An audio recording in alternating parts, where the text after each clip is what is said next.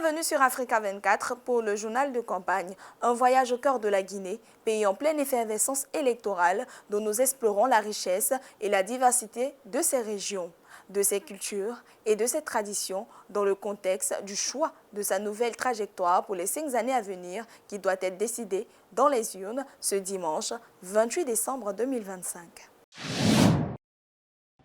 Nous commençons notre tour par Kaloum, le centre administratif et économique de Conakry. Cette commune a retrouvé la fraîcheur des années 80 et s'impose aujourd'hui comme un véritable centre moderne. Les routes asphaltées et les imposants bâtiments impressionnent les habitants et donnent au cœur de la capitale un visage résolument contemporain.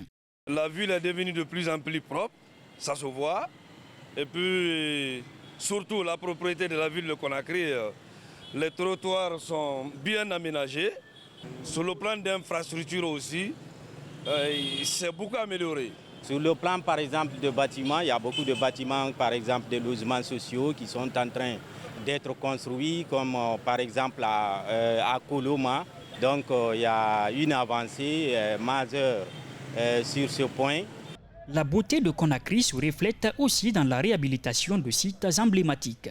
Le palais du peuple, la banque centrale et le lac de Bassikolo symbolisent la volonté des autorités à moderniser tout en préservant le patrimoine. Ces chantiers illustrent l'effort des autorités pour redonner splendeur et fonctionnalité à la capitale.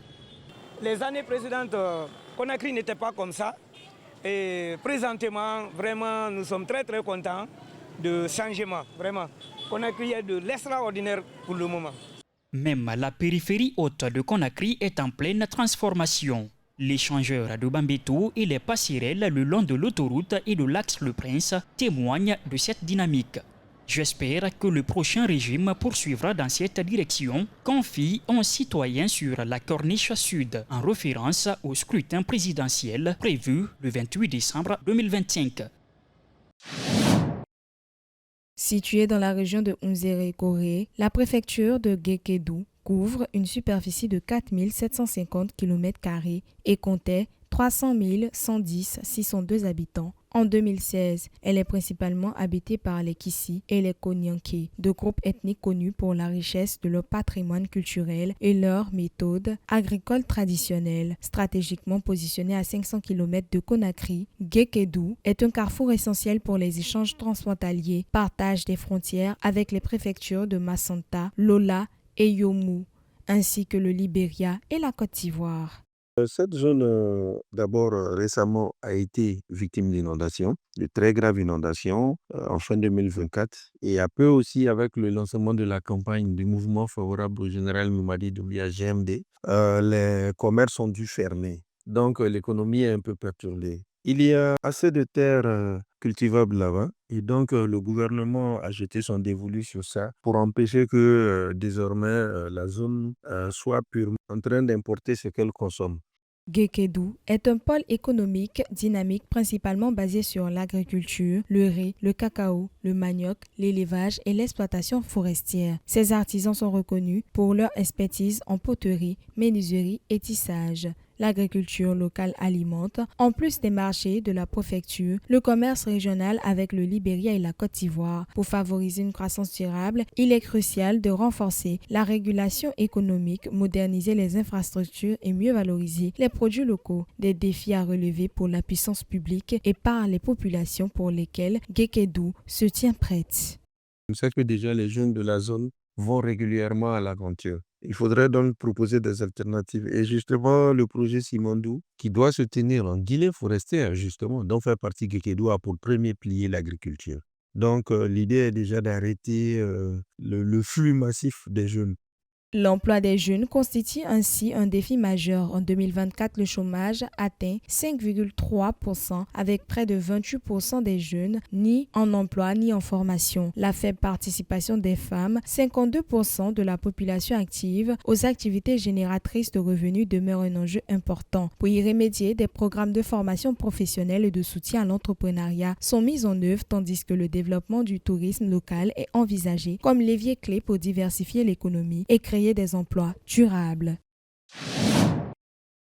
Situé au cœur du massif montagneux du Fouta Djallon et couvrant une superficie de 22 869 km², soit 9,3% du territoire national, la région de la baie s'impose comme l'un des véritables joyaux naturels et culturels de la Guinée. Souvent qualifiée de capitale du Fouta, elle se distingue par un ensemble de caractéristiques géographiques, historiques et culturelles qui en font une destination unique et incontournable. La région de la baie, située au cœur du Fouta Djallon, en Guinée, est l'une des zones les plus emblématiques du pays. Et justement parce qu'elle combine une richesse paysagère exceptionnelle à une identité culturelle très forte.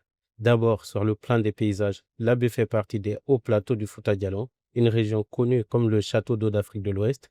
On y trouve des montagnes verdoyantes, des vallées profondes, des sources abondantes et des cascades spectaculaires. Parmi les sites les plus connus, la cascade de Sala, les plateaux de Kumbia et l'ensemble des reliefs qui offrent un climat frais et des panoramas uniques. La région de la baie possède d'importantes ressources économiques, principalement basées sur son secteur primaire. Réputée pour son élevage bovin, ovin, caprin, elle est essentielle à l'approvisionnement national en bétail. Son fort potentiel agricole, favorisé par le climat et le relief, assure la sécurité alimentaire et soutient les échanges commerciaux régionaux. Malgré les défis de modernisation et d'infrastructures, la baie est un acteur majeur de la production agricole en Guinée, en position de contribuer fortement aux efforts de développement socio-économique durable. Sans oublier les grands marchés comme le marché de la baie, qui est un carrefour commercial régional et un espace d'expression vivante de la culture locale. En résumé, la baie est réputée parce qu'elle représente le Fouta dans toute sa splendeur, les paysages de montagne parmi les plus beaux de la sous-région, une culture peul profondément enracinée et une tradition intellectuelle spirituelle qui en fait l'un des pôles culturels les plus reconnus en Guinée. Au-delà de ses richesses naturelles et culturelles, la région de la baie est internationalement reconnue pour l'hospitalité légendaire de ses habitants. Le sens de l'accueil et la générosité sont des valeurs cardinales de la tradition peul. Les visiteurs sont souvent accueillis avec une chaleur et une bienveillance qui témoignent de cette culture d'ouverture et de partage, faisant de chaque séjour une expérience profondément humaine et mémorable. Situé au cœur de la moyenne Guinée, Mamou est un carrefour stratégique essentiel reliant la Basse-Guinée, la Haute-Guinée, la Guinée forestière et attenante aussi à la Sierra Leone. Fondée en 1908 autour d'une gare sur la ligne ferroviaire Conakry-Niger, elle est rapidement devenue le point de convergence incontournable du Fouta Djallon. Aujourd'hui à environ 250 km de Conakry, Mamou est le chef-lieu de sa préfecture et de sa région.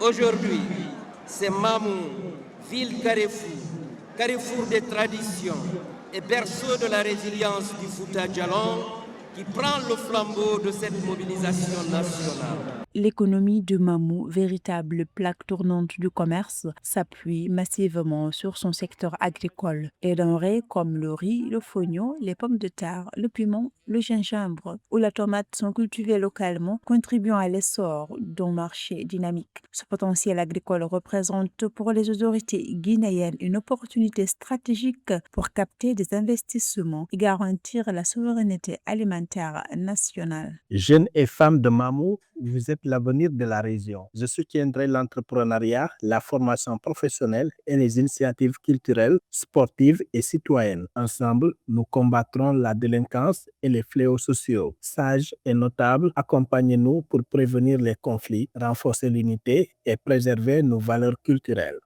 En plus de son rôle économique, Mamou offre un potentiel touristique exceptionnel. Ses sites naturels, des chutes de Konkouré au barrage hydro-agricole de Bafang attirent les amateurs d'écotourisme. Mamou se positionne ainsi comme une ville séduisante et pleine de dynamisme à la croisée de son riche passé et de ses projets d'avenir.